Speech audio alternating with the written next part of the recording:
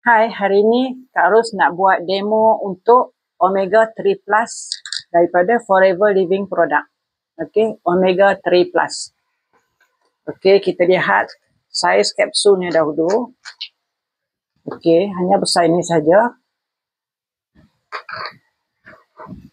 So, kita perlukan air panas kerana darah manusia adalah bersuhu panas.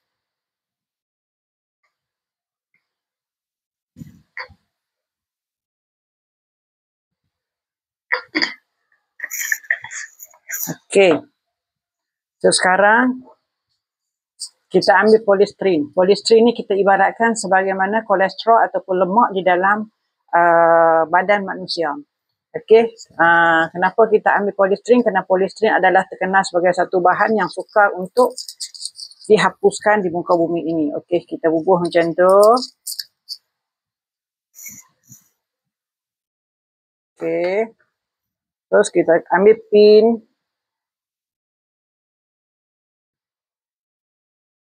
Kita cucuk. Dan kita kita picitkan ia di sini. Okey. Kita lihat bagaimana ianya bertindak balas.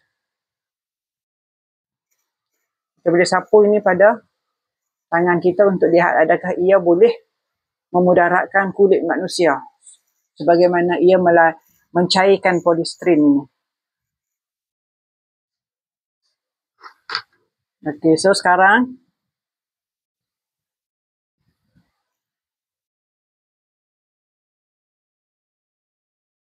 kita dah boleh nampak bagaimana kapsul yang kecil tadi mencairkan polistrin.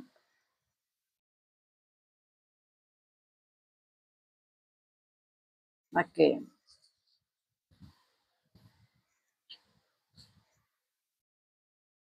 Okey, dah habis. Nampak tak? Dah semakin mencair dan menghilang.